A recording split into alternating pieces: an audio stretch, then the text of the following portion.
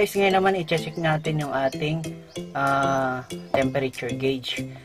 Nung previous video, na-check natin yung ating temperature sensor. Ngayon naman, itong gauge. So, kasi ito yung lagi nating nakikita. So, we'll make sure na tama yung ina-indicate niya. Kasi baka naman...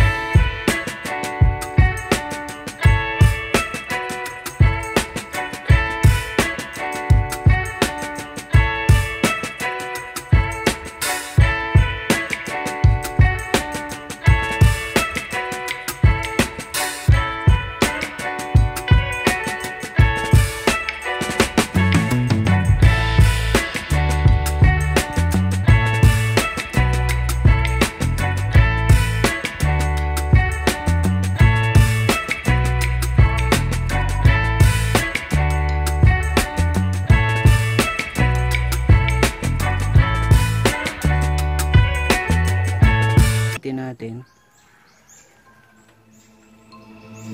is nasa mga 39 ohms. So kung may mas mababa pa, mas maganda. Bali guys, i-connect lang na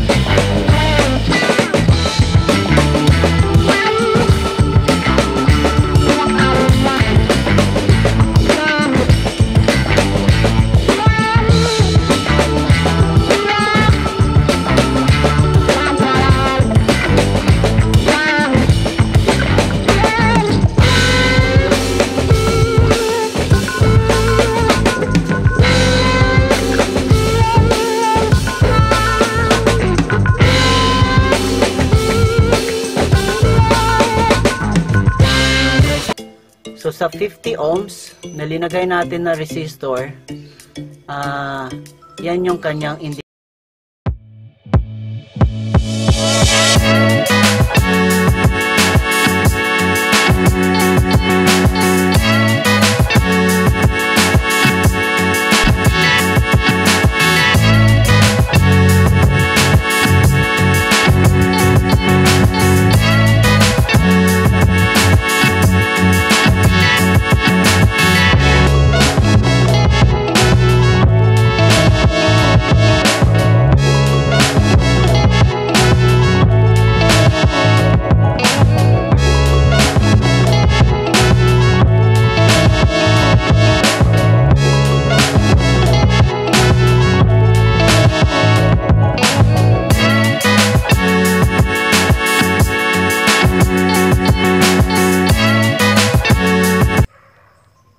Ayan, 39 ohms yan guys.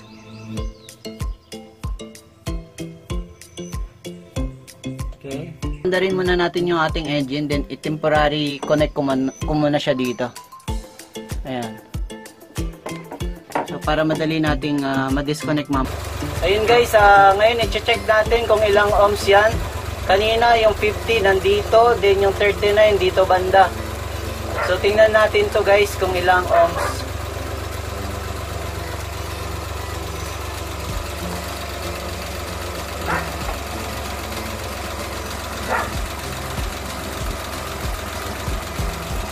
Tanggalin lang natin to. And guys, kinabit lang natin to guys. Kabit lang natin to ng maayos. Ayan. Yan guys, kinabit na natin siya. Yan, nasa mga 75. 75. So, tanggalin lang natin siya ulit. Then, kabit natin to.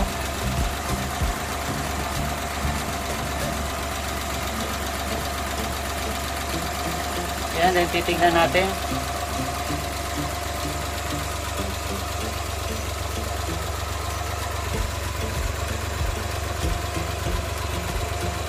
Yan guys, so nag-initialize pa siya.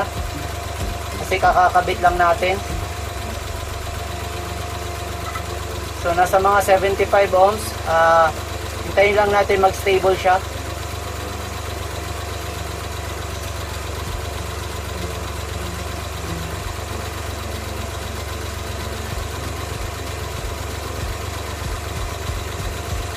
Ayan guys, so 75 ohms dito, ang 50 dito, ang 50 ohms dito, ang 39 ohms somewhere dito.